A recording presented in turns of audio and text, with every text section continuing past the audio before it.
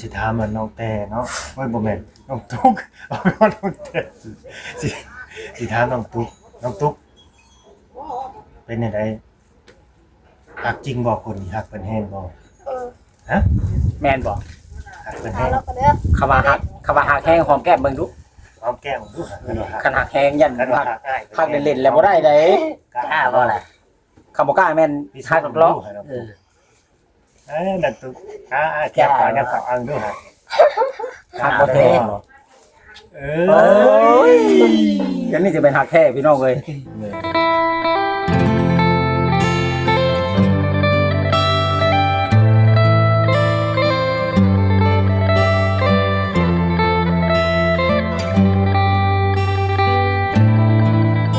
น้องตัดภาพมามื้อนี้ก็อยู่ที่เฮือนน้องตุ๊กแล้วน้องเอ้ยได้ยินข่าวว่าทั้งพ่อทั้งแม่ทั้งผู้บ่าวนี่เพิ่นจะได้ไปไขว่เอาหรือว่าเพราะว่าเห็นว่าเด็กน้อยอยู่ร่วมกันแล้วพี่น้องเอ้ยตอนนี้ก็มาฮอดจอดถึงก็สบายดี FC พ่อแม่พี่น้องเบ้อสู่คนเด้อพ่อแม่พี่น้องเอ้ยวันนี้มาฮอดจอดถึงเป็นที่เรียบร้อยพ่อหน้าพ่อตานั่งเรียนกันอ้อยซ้อยบัดนี้ปัดลุมเข้า เสื้อก็ลายๆคล้ายๆกันอีก แม่น เสื้อคู่เด้ แม่นเสือคู่ เสื้อคู่ โอ้จบเสือคู่บัดนี้ฮะ ครั้งแรกเนาะ ครั้งแรกที่เขามาเฮือนหลังนี้ เอาน่ะหลายเทื่อแล้วแต่ว่าคือครั้งแรกเฮาแบบสิมาสัมภาษณ์น้องเพิ่นคู่กัน โอ้ แล้วก็สิเปิดโตวแบบครั้งแรกเลยเอาสบายดีน้องทั้งสองคน โดยสบายดี เดี๋ยวสิบ่ได้ยินเสียงเนาะเอาใครสิถือให้ตุ๊ก สบายดีเด้อโอ้ยขอตีนไม้เลยนะตุ๊ก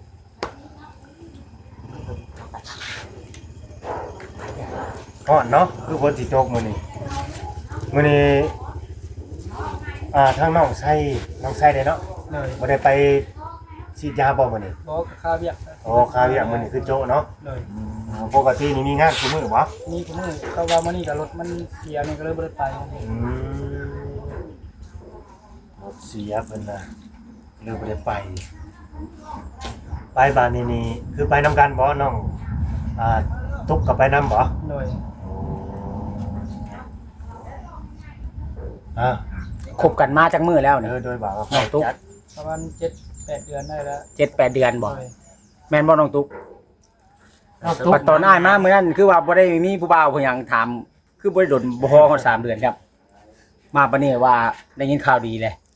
น้องตุ๊กน่ะอยากอายนะมีแต่ก้มหน้าก้มตาอย่างเดียวน้องตุ๊ก ดีใจบ่น้องตุ๊ก ให้อีสิบ่น่ะหรือว่าจังได๋ ดีใจจนให้ เนาะยิ้มไปเป้ย เออ บ่ได้ให้ บอก แน่ เห็น นอน ไว้ใจกินสองก็ละเอาไม้ยับขึ้นเลยมันสิช็อตกันสิบ่ได้ยิน นั่นก็ มันดังแอบแอบ บ่ค่อยดังเนาะ คือทั้งน้องทั้งสองคนนี่พบกันคุยกันมา 7-8 เดือนแล้ว 7-8 ปีกัน ทางภายอันผู้บ่าวเนาะแต่น้องตุ๊กนี่สิเก็บเงียบไว้ก่อน น้องตุ๊กจำได้อยู่บ่ ฮอดบ่ เดือน น้ อะ อง ไร ตุ๊ก น้องตุ๊กฮะ จำบ่ได้ คือว่าพ่อไอ้แท้มื้อนั้นคือว่าเว้าดังอยู่มื้อน่ะ เพราะว่าเพิ่นก็ตอนนั้นเพิ่นได้บอกทางผู้ใหญ่เพิ่นให้เพิ่นฮู้นะ โอ้ ว่ามันมีปัญหานี่ก็เลยได้บอกเพิ่นนะ โดย เลยได้บอกไอ้ก้าวเพิ่นก็เลยว่าเพิ่นก็เลยจังฮู้นะ ก็เลยฮู้เนาะ โดย ก็คือเรื่องตอนนี้เรื่องของทั้งน้องสองคนนี่ก็ฮอดผู้รักผู้ใหญ่ไปแล้วเนาะ โดย คือฮอดพ่อฮอดแม่ฮู้ทั้งกันเบิดทั้งสองฝ่ายนะคือตอนนี้นะไอ้โทษเด้อน้องชัย โดย มื้อนี้น่ะเพิ่นมาเว้าหยังกันซะขออนุญาตถาม ไขว่เรื่อง อ๋อเพิ่นมาไขว่เนาะ โดยแล้วก็มาเคลียร์เรื่องอ้ายน้องเลยเพราะว่าไอ้ไรเพิ่นกับเมียเพิ่นนั่นแหละ เคลียร์หยังอีกอ่ะนะ เพราะว่าเมื่อน่ะเพิ่นก็บ่ได้บอกอหย่างนี้ โอ้ เพราะว่าเพิ่นเอามิกกับพริกในเมื่อนํก็เลยว่าเพิ่นว่าเพิ่นบ่ได้บอกผู้เฒ่าแก่เพิ่นในบ้านนั่นแหละ อืม เพราะว่าตอนมาอยู่ในบ้านนี่เพิ่นก็เซ็นรับรองว่าเป็นคนอันนี้แล้วเป็นคน อ๋อ ในบ้านนี่แล้ว ก็คือในบ้านน่ะผู้นำ โดยแต่ว่าตอนเมื่อนี่เพิ่นบ่ได้รับรู้หยั อ๋ ง อก็เลยมื้อนี้ก็เลยเคลียร์เลย โดย ก็เลยทั้งผู้ทั้งสองกันสองฝ่ายเนาะ โดย บ้านนี้ก็คือบ่มีหยังค้างคาเลยเนาะ บ่มีแล้วจบเลย บ่มีแล้วบัดนี้ ก็คือถูกต้องเบิดบัดนี้เอาไว้ครับฮู้กันเบิดแล้วเพิ่นมาไขว้นี่ว่าแนวใดเพิ่นสิให้ไปคอบ่ โดยเพิ่นว่าคันคอนะ2ล้านห้าตัวนึงเพิ่นว่า โอ้ แล้วให้ทันมื้อวันศุกร์สิมานี้วะ อ๋อสิมาใกล้ๆนี้ โดย โอ้ย มื้อ นี่ นี้ วั วัน น อา อาทิ ทิ ต ต ย์ ย์ เออ อีกอาทิตย์หนึง โดย สามว่าอาทิตย์หนึ่งเนาะ อาทิตย์หนึง เพิ่นให้เวลาอาทิตย์หนึ่ง ที่แรกเพิ่นว่าวันพุธสิมาเลยขอนํเพิ่นวันศุกร์ อืม ก็เลยได้ว่าตกลงกันวันศุกร์ โดยคือขอเลื่อนไปวันศุกร์เนาะ โดย บางทีปัญหาญาติปัญหาเงินมันบ่ทวงบ่ทันเนาะ แม่น เลื่อนไปวันศุกร์พี่น้องเอ้ยทั้งเงินโคดวงทั้งนั้นหรือว่าผู้ใหญ่ทั้งนั้นเว้ามาว่าวันพุธว่าซั่นแต่ว่าเงินการขอเพิ่นจะเว้าแล้วเนาะ โดยเว้าแล้วเพิ่นตกลงกับญาติผู้ใหญ่ทั้งน้องไว้แล้ว เป็นได้บ่าวกับไผแพงถือบ่หรือแพงแค่ว่า2ล้านเงินการขอ สำหรับทางบ้านข่อยก็ ทางบ้านเจ้า ถือว่าแพงอยู่สำนี้ แพงเนาะ เพราะว่าทางบ้านข่อยมีแต่ล้านเดียว เออ เงินขายของป่าหันแล้ววะ กันขอเลยก็น่าจะแม่น อันเดียวกันที่บอก เงินเพราะว่าทั้งนี้ก็ตอนนั้นไอ้ไรกับเมียเพิ่นเอาไงก็ล้านหนึงคือกัน โอ้วันนี้มัน มัน เพิ่ม มี ขึ้น จัก อีก คันซะเจ้าว่าบ่าวกับไผ คันคอกันแล้ว คันคอก็คือกันกับเงินไขข้าวปากนี่พี่ไขข้าวปากโคตรปากวง คันคอ ตัวนี้คือสีโบแมนเงินขะดองไอ้ตัวนี้นะเห็น บ่ บ่ แม่นบ่แม่น พ่อแม่เพิ่นเอามาเงินเขาเลย เป็นเงินโคตรเงินวงนะตัวนี้นะ บ่แม่น ถือว่าแพงอยู่สำหรับบ้านข่อยถ้าว่าบ้านเดียวเอาบ้านเดียวกันนั้น500,000คันเอานอกบ้านนั้นล้านหนึง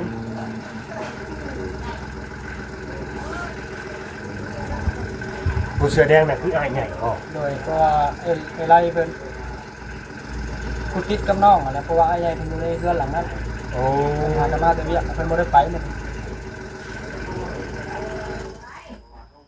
และบัดนี้คันว่าขอแล้วนี่เจ้าสิไปอยู่บ้านน้องตุ๊กผมบอกด้วยว่า บ่ ใน สิ ใด ได้ บั เป็ ด นพี่เลยจะได้อยู่นํกันกับไอ้ไรเพิ่นนี่แหละ อืมสิได้อยู่พี่สะก่อนเนาะ โดย หาเงินหาค้ำสะก่อน คิดมาหาได้มีเงินมีคำได้ก็ตั้งบ้านเป็นของตัวเอง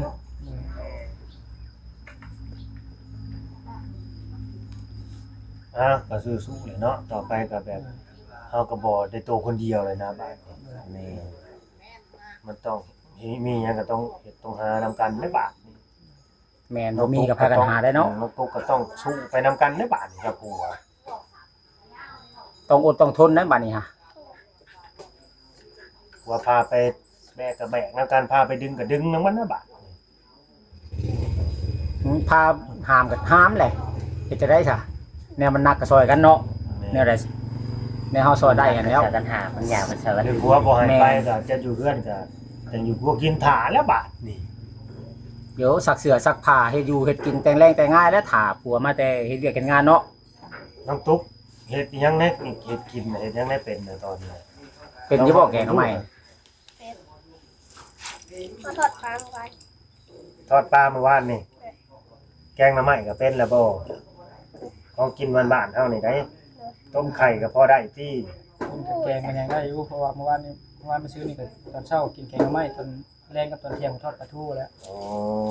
ตัวเพิ่นเป็นคนเฮ็ด แต่ส่วนมากมันก็สิได้ไปนำกันนั่นแหละพี่น้องไว้เบิ่งคักแหละ เพราะว่าต่างคนก็ยังบ่ได้มีภาระหยังเนาะ แม่น คันว่ามีลูกมีเต้ายังว่าเฮาสิเบิ่งลูกเบิ่ง แม่น เต้า ต้อง อัน ไป นี้ นำกันสู้ไปนำกันนะ มีแต่เฮายังเฮ็ดได้เฮายังบ่ทันมีภาระต้องหาไว้เพื่ออนาคต โดยแม่นบ่น้องตุ๊ก ทางน้องไส้บ่ต้องตกตกใจเด้อบัดไปคอนี่จังน้อยทางนั้นซื้อมาเอาทางนั้นก็นี่เพราะน้องตุ๊กเพิ่นเว้าอะไรเด้ว่าบ่เอาหลายดอกว่าไส เอาเท่าได้น้องตุ๊กเจ้านะ น้องตุ๊กเชียวอย่าเอาแต่ได้กาดองกันแต่ดีกันคอนี่ฮู้แล้วนี่วันนี้ขาดองหรือบ่เอาหลายเพิ่นทองก็บ่เอาว่าซั่น เขาเอาเอาดอก น่าถ้าบ่เอาดอกไป เขายัดโจรพุ่นเนาะ อันนี้จวนพุทธ ก็เลยบ่เอา เลย สิเอาหลายบ่ขะดองเจ้าน้องตุ๊กถามอยู่ดี อะไรล่ะ เท่าไรบ่หลายนะ เขาเอากันพอกัน ถ้าว่าก็พอเถื่อพ่อแม่ว่าหลายเด้จ้ะ ทางผู้บ่าวได้สิมีเนาะ แม่นเจ้าถาม วัดซิดเลย เจ้าถามผัวเจ้า มันก็เบิดซิดแล้วเว้า หมูกระแพง มีแต่ติดหนี้และขดองมีแต่หาซอยกันได้เนาะ หมูแพงหมูแพงก็บ่ซื้อตัวใหญ่เห็นเนาะครับตัวน้อยมันจะบ่แพง ว่าเพิ่นก็บ่ได้ว่าเนาะเพิ่นบ่ได้ว่าธนโลธนีโลแล้วขอได้ว่ามันมีหมูแหละ ขอจะว่าเป็นตัวหมูพอละฮีตเนาะ โดยเพราะ ตัว ว่า นี้ เป็น นะ การที่กันพ่อเพิ่น ใครอยู่แบบว่าแบบพระเจ้าว่าง่ายอะนะเอาง่ายแต่บางบ่อนหรือว่าบางเจ้าเขาก็เว้ามาเลยได้ ซาโลบ่ซาหาโลเนาะ แม่นขนาดหมูเขาเว้ามาเลยได้ อันนี้เพิ่นว่าจะเป็นหมูน้อยบ่ใหญ่ก็สำได้สามีแล้วพอเพียงแต่แล้วฮีตแล้วคล้องน่ะแม่นก็ธรรมดาน้องตุ๊กก็แฮงขดองก็บ่ได้เอาหลายดอกทองคำก็บ่ได้เอาย่านโจรปุ้น ทองคำเปลว เอาทองปลอมมายังน้องตุ๊กจูนจะบ่ปุ้น ฮะ เอาทองปลอมคือตู้ก้อนนี่ เอา เก่าแหละ จูนจึงบ่ปุ้นเนาะ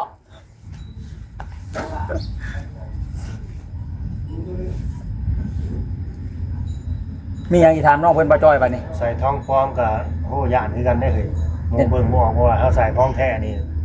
ก็ไปกระซากเขาไปดึงแล้วพอแห้งอีกแล้ว ข้อขาดเล็ดดิ ก็ขาดนี่แหละ หงายหลังเลยเนาะ กูมือนี่ใส่ยังมันก็บ่อุ่นใจได้พี่น้องเอ้ย รถแต่บ้านจะซื้อนี่ก็รถจอดไว้ในเฮือนให้เขาเจ้าได้เข้าไปเอาเลยรถคนในบ้าน เสียบ่ บ่เขาเจ้ามาทันก่อนปู่เพิ่นมาในเฮือนน้องมันนี่แหละ โอ้ เขาแก่ในบ้านเพิ่นทันก่อน อืม จับ ได้ ได้ ไป จับได้ปะ บ่เพิ่นหูเมื่อเพิ่นก็ไล่บ่ทันจ้ะ กลางคืนเนาะ หน่อยเพราะว่าในเฮือนใกล้ๆกันเลยเคยเสียแล้วคันหนึงแต่ปีกายนี่มาวันนี้สิมาเอาเฮือนใกล้ๆกันอีก โอ้ บางเทื่อก็จูนใกล้แถวนี้เนาะเขาสอดแนมอยู่เนาะ แม่ เขาเบิ่งลาดลาวอยู่ ค เขา น เบิ่ง จากพื้นที่แล้วเพราะว่ามันก็สั้นสิบ่ฮู้ทางนี้ง่าย แมนเพราะว่าเขาเบิ่งทางนี้ที่ไร่เป็นที่เรียบห้อยแล้วนะ อืม มันต้องมีคนสองคนในหมู่ครับ บางเทื่ออาจจะหลายกว่าหันบ่ อืม เป็นกระบวนการได้นะเพราะว่านี่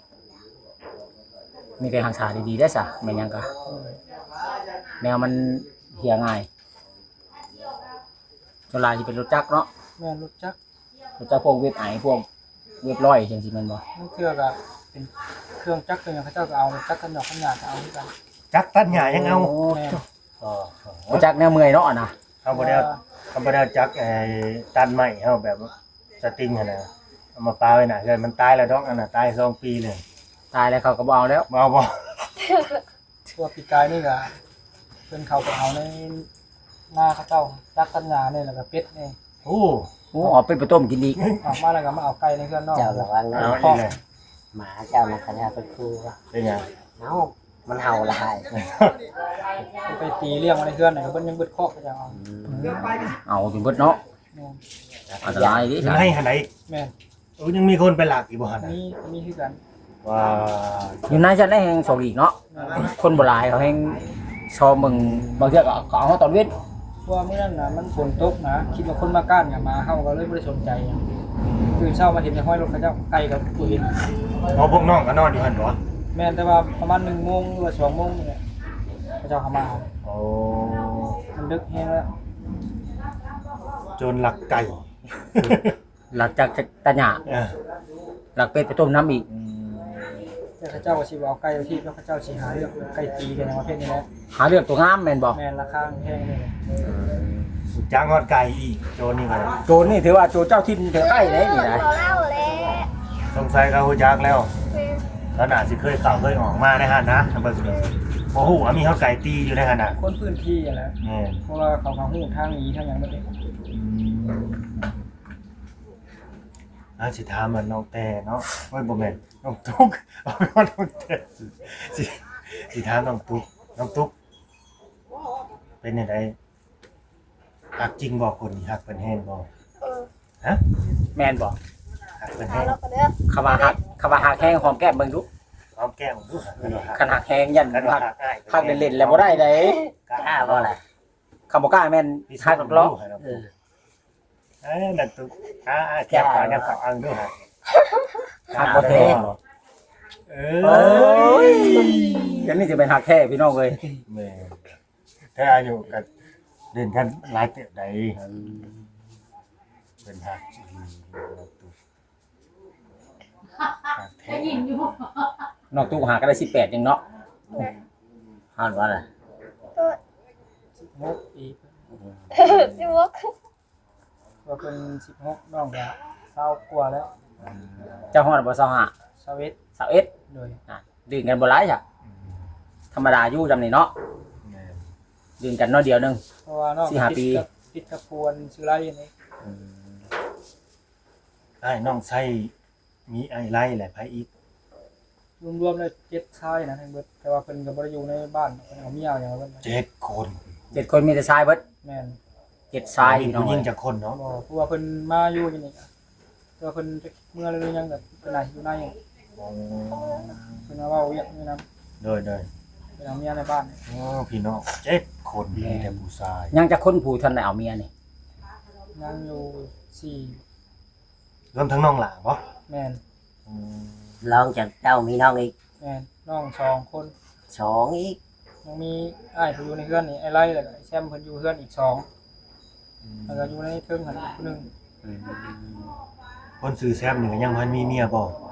เพิ่นปะแล้วป้ายหลายปีแล้ว โอ้กลับมาโสดอีกเทื่อหนึง แม่นเพิ่นปะได้4-5 ปี ถึงเวลาก็มีลูก แล้วก็ไปตัดผ มี ม แต่ เด้ ลู อก ชาย ให้เอาสารตัดให้เด้อ ตัดได้ผมบ่ได้ยาว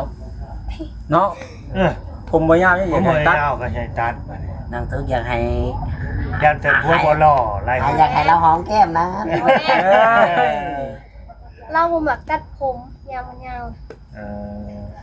ให้มันยาวเดือนนี้ก่อ คน นใส่เคยแบบปล่อยผมยาวถูกบ่ โดย อ๋อ เคยช่วงหนึงประมาณบานแต่ว่าเอาแม่เพิ่นให้ตัดก็เลยตัดสั้นเลย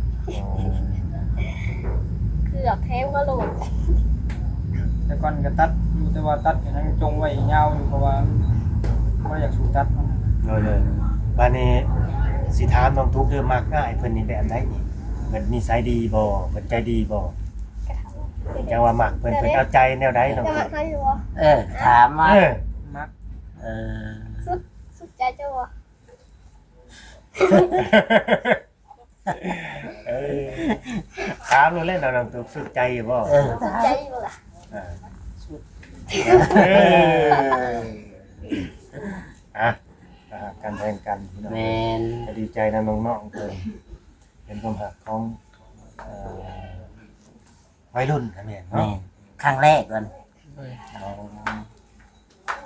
เธอคือผู้หญิงคนแรกนี่ใช่ไหมเออเราก็ไปได้ถึงนาง นางหวานขนาดเนาะ นางหวานให้ทำไมปลามันให้เราเลย หมดขึ้นเลย หมดขึ้นยัง หมดขึ้นหาก็หักแล้วมันหวานกว่า รุ่นน้ำตาลห้องอ้ายรวมไก่สวนมันบ่แต่นี่คือหวานแท้ไก่สวนอ้อยบ่ อืม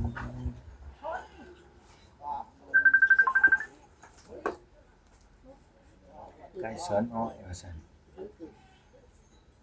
คันว่าสิให้ทั้งอันนอกใส่เพิ่น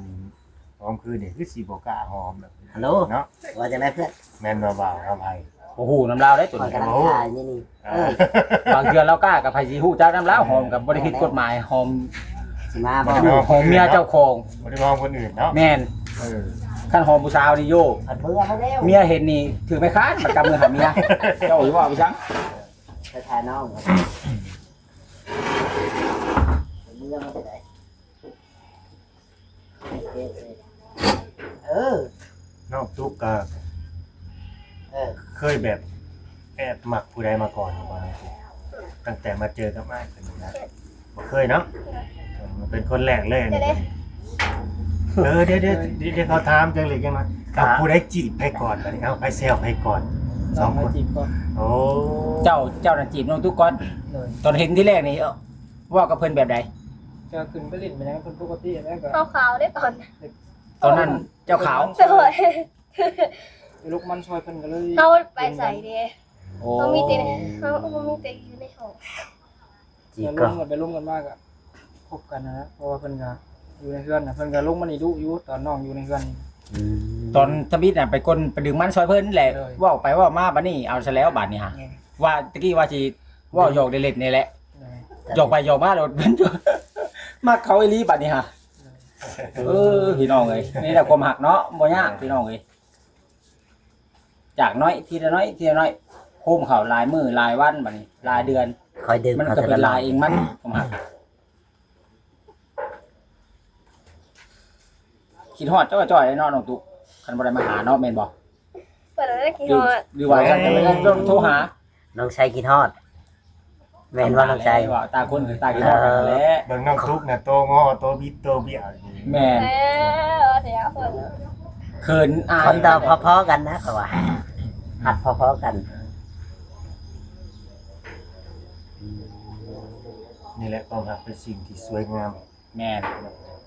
มีทางหวานทางคมเด้อผมหักเลยมีทางสมหวัง บัดหวานกับหวานเนาะ แม่น บัดคมได้เป็นอย่างไรบอก บั กับ ด ไผ คมมันก็กลัวพักกระเดาคนไหนซ้ำเครือกับห่อกินจนบ่ได้บัดคมก็ดีพี่น้องเลย เป็นตาญาติเนาะเวลามันคมกันเนาะ มันคมบ่คือตอนมันหวานดิ ให้หวานแบบคือตอนต้นนี่ตลอดไปเด้อ อืม เวลาคมก็เป็นตาญาติได้น้องชัยของหัก จักไผสิกิคมจักไผทรายจักไผยิ่งสิคมตัวนี้เนาะ มีแต่อยากให้หวานเดียวหั่นแหละจังได๋กะ นี่ เฮาเพราะว่าเฮาอยู่2คนกับหัวใจกับ2หน่วยคันว่าสิเอาใจผู้หนึงผู้ใดก็บ่ได้ต้องเอาใจเพิ่นมาใส่ใจโต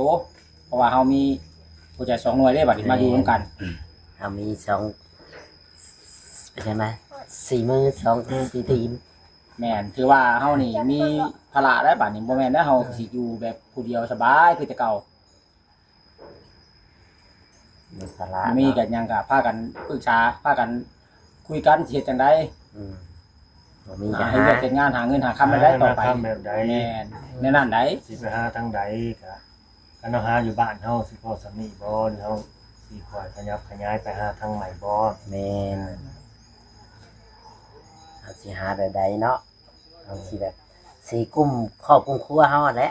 ตอนนี้เฮาก็มีครอบครัวเลยเด้ต่อไปเด้ก็สิมีคนน้อยได้บัดนี้ มีคนน้อยหรือว่ามีน้อง ยังบ่เข้าดอกน้องตุ๊กมีคนน้อยเนาะ มันคิดดอกถ่ายมีตีนมีมืออย่าง เดิน แม่น ยืนลำแข่งตัวเองได้อย่างแล้ว อืม เฮาสร้างเนื้อตั้งตัวได้ก่อนเนาะเห็นว่าล่ะ พยายามหาช่วยกันหาก็ได้คือกัน ช่วยกันหาแล้วก็พากันเก็บ อืมเฮาได้10เฮาเก็บหากินหามันก็ยังเหลือได้เนาะ มาได้10ก็สิกิน15ได้ค่อยนี่ ได้10กิน15มัน กินนี่เพราะว่า มันก็เป็นหนี่ กินนี่แค่แบบนั้นนะ กิน40 เนาะ เก็บไปใช้บัดนี้บ่ น้ มี อง เงิน ตุ๊ เก็ ก บ ข เลย นาดสิเป็นคนแบบว่า เป็นคนขยันอยู่แล้วนะสินับเอาเบาสู้สิไปนำกันได้นะ2คน น่าสินักก็เอาเบาก็สู้บ่น้องตุ๊ก สู้ไปนำกัน สู้ จะได้ อืม แม่นบ่น้องตุ๊ก เย้ ยันว่าเป็นหยังกันเฮ้ยใส่หยังกันอันนั้นอันนี้มันให้ข่อยแน่เอาอันนั้นมาให้แน่โอ้ยตายโอ้ตอนนี้ส่วนหลายเป็นสิ่งนั้นได้ เป่าบ่ เพราะว่าไปเฮ็ดงานเพื่อนเพิ่นก็ไปทำอยู่ไปนอนอยู่ จะได้ บ้า จ้ะ นเราไปเฮ็ดเวียกไปทักอ้อยหัวหน้าเพิ่นก็ไปนำจนแล้วจนนั้นก็เลยไปมาพร้อมกัน โอ้ ไปเฮ็ดเวียกเฮ็ดงาน แม่นสมพอเพิ่นจะว่าคบกันมาฮอด7-8เดือนได้นี่เนาะ อืม ไปฮอดผู้พี่น้องเลยป้าอ้อยป้าตัดอ้อยก็ยังเคยไปเหมือนกันแล้วเป็นบ่ โดย ไปใช้ก็ไปน้ำเนาะ โดย เพิ่นก็นั่นแหละคนหักกัน แม่นคนหากันมีหยังก็ช่วยกัน แม่น บางเทื่อก็บ่ได้ไปเฮ็ดเวียกช่วยก็ได้ไปแต่งแรงแต่งง่ายหรือว่าซักเสื้อผ้าให้กันยังใครนั่นน่ะ จะว่าเป็นกำลังใจให้เนาะ แม่น กำลังแรงกำลังใจ กำลังแรงกำลังใจที่ว่าเห็นรอยยิ้มเมียก็ดีใจแล้ว กลับมาแต่ที่เรียกบัดหัวยืมเป็นใช่เลยเมื่อยจะบอกว่าเอาน้ำเย็นๆกินบัดมีแห้งได้ผู้ไปเฮ็ดเวียกก็ดีเนาะ เคยอยู่ว่าน้องตุ๊กเอาน้ำเย็นๆให้พวกกินแบบมาเมื่อไงนะ ฝากเพิ่นได้ เคยว่าน้องชัย โดยเพิ่นก็เคย อืม เป็นงานหน้าฮอดเพิ่นก็เข้าน้ำเพิ่นก็แล้ว เนาะ เฮ็ดเวียกได้หน่อยได้หลาย ถึงว่าเฮาเฮ็ดเวียกบ่ได้หลายจมูก เพิ่ อ่ะ นจะคือบ่ มีผู้คอยอยู่บ้านนี่ครับมีผู้เว้ามีผู้ว่าเจ้าก็เฮ็ดเวียกก็ดุมีผู้ย่อง มีผู้ชมนี่ก็ดีใจอยู่ได้เนาะ แม่ มาเฮ็ดเวียกเมื่อยก็วายเมื่อยไปกับบาดอยู่ได้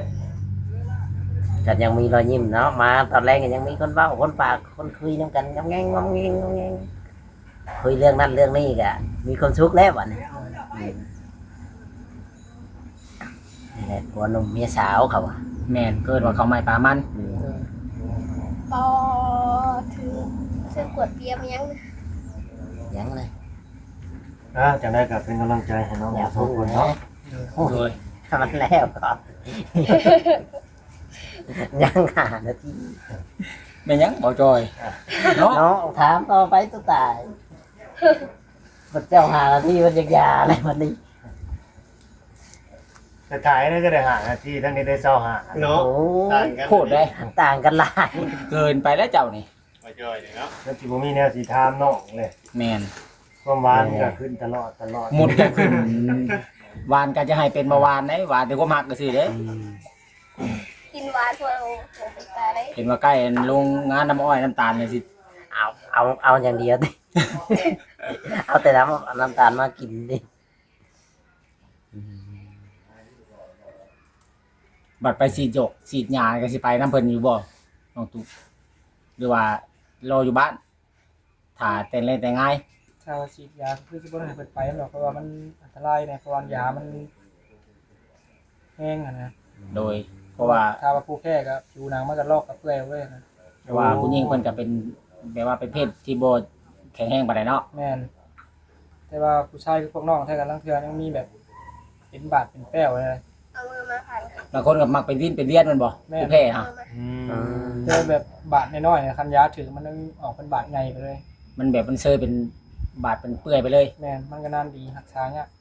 ก็เส้นแล้วเสร็จ ยายังคือนะ แต่ว่ายาแห้งอยู่ดีๆเนาะ ยาบริษัทมันแห้งอยู่แล้วเพราะว่าเป็นก็กำหนดมาให้แบบแห้งๆเลยนะ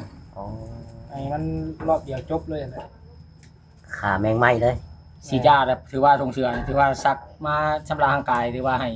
สะอาดนะเนาะ แม่นแต่ว่าซักแล้วลังเทื่อแบบเอาไปตากไปมันตกเสียหนาอย่างนี้ยังมีโอกาสตายอะนะ คันว่าเฮาซักได้หั่นน่ะ แม่น คิดเบิ่งความแห้งมันซึมเข้าเฮาซักว่า เนี่ย ว่ามัน ยา ออกอยู่แต่ยามันยังบ่ออกเนาะ เฮ็ดน้ำบ่ได้แต่ ชื่อ พวก ยา กามือแดงนะบอกหรือตัว ก็ ใด มันเป็นยาบริษัทเวชเคครับมันเป็นผงสีขาวมันแห้งตามมือแดงมันจะเป็นพวกซึมหมอนเป็นผ้าไหม ไล่ผู้ชงเชี่ยวนะ คันเฮาตบเสือแล้วนี่คิดเบิ่งเสือมันบ่แห้งมันหยังมันตกชะหญ้าหยังตายพุ่นน่ะความแห้งของมันน่ะ ยอมแล้วก็แบบนี้เขาบอก แม่นถือว่าจักเดือนมันจืดบ่นี่ ก็ลายอยู่ประมาณ ได้บ่จัก 3-4 เดือนหนึงจืดก็มี เพื่อหญ้าที่เริ่มงองแงงขึ้นนะ แม่น ถือว่าโดนเติบเนาะอันตรายบ่กล้าเฮาเข้ากินหยังก็แถวนั้นน่ะใกล้บ่ได้เนาะ แม่น โอเคพี่น้องเว้ย เป็นม่วงหมกแดงก็ยากเลยเพราะว่าคันมันได้ถือเลย มะม่วงหมกแตงก็ตายบ่ ตายถ้าว่าเขาฉีดตอนเช้านี่พักเที่ยงเขาลงไปอีกนี่ เดือดชะลือเลย แม่นเรียบร้อยยาบ่อยู่มันเป็นตัวเขาใหม่ยา เดี๋ยวเขาใหม่เขากูดบาดเดียวแล้วนะ เฮาสิฉีดเวลาฝนบ่ตกบ่หรือว่า โดยฉีดเวลาแดดแห้งๆขณะฝนตกเขาก็หยุดนี่แหละ ถ้าว่าฝนตกนี่มันสิบ่ตายบ่ บ่ตายถ้าฝนตก มีน้ำฝนซาล่างแล้วมันสิหญ้าบ่ตายเนาะตัวนี้ โดยเพราะว่าเพิ่นสิกินแต่ใบแต่ยอดใบแล้วลงมีหางเหงานะ แบบดูดซึมบ่ แม่นจะเลยยอดไปหาลำต้น หญ้าของหญ้าคิวหญ้าเทิดนี่บ่ได้ยังเลยบ่ ก็ทุกไม้ใหญ่ได้ ดูดซึมมาดีเนาะ แม่น แต่ละใบบ่ทันล่างเอา ไม่ได้ตาย ต้นไม้ใหญ่ยังตาย คนมันจำได้เลย คนเฮานี่ ว้าวเรา ส ก็ ม ยัง สมแล้วว่าอันตรายอยู่เด้ ไม่ใส่ถุงมืออย่างไรใส่ปิดปากปิดดังเมี่ยน ชอบตีเจ้าของเนาะ เปลี่ยนคน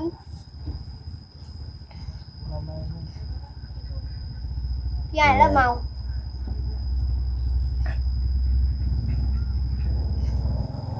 นี่แหละเนาะทางน้องๆกันก็ได้ เดี๋ยวล้าง ถือว่า โอเคได้พี่น้องเว้ยเนาะครับก็สิได้ จบคลิปเนาะ จบคลิปแล้วสิได้ขอตัวได้บ้างเนาะจะได้เป็นกำลังใจให้น้องทั้งสองคนเนาะ สู่ต่อไป แพงกันแล้วก็สู้นำกันไปแล้วเนาะมีหยังก็ดิเนาะจากกันนั่นละ หักกันแล้วเป็นเมียนี่ปวดทิพเมียแก้วเลย พวกแก้วแม่ทิพ เห็น ย์ ว่าปวดแอไม่ทิพ พวกทิพย์เมียแก้วพวกแก้วเมียทิพย์เอ้าลบหน้าลบหลังลบไปลบมาหั่นแหละเนาะ โอ้ยว่ามันยังจะลกแน่นะ แม่นก็มากันเดียวกันนั่นแหละพี่น้องเอ้ย เดี๋ยวน้องตุ๊กมายิ้มได้ยังไง ยิ้มเก่งอยู่แล้วน้องตุ๊กนะ น้องตุ๊กเป็นคนอารมณ์ดีแหละน้องตุ๊กนะคนอารมณ์ดีเนาะแบบ ลาเริงเนาะ แม่นน่ะสิเอาใจทั้งนั้นอ้ายเพิ่นได้ดีอยู่ดอกเนาะให้ใช่เพิ่นได้ดีอยู่ดอกโอเค เว เด้อ ลาไปเมื่อยกะนวดแข้งนวดขาให้ นั่น เค แหละ ยเคยนวดอยู่ว่าน้องตุ๊กยันวะคอยเมื่อยได้อย่างฉันอย่างที่บีมนวดให้ก่อนเนี่ย ตามนั่นแหละพี่น้องเอ้ยเนาะ แม่น ฝากกดไลค์กดแชร์กดติด ติด ตา ตาม มให้กำลังใจเนาะ โอ้ยอยู่ดีไม่แห้งแข็งแรงกันคือเก่าสู้ๆเด้อพวกน้องเด้อเอาสบายดี สบายดี โอ้ย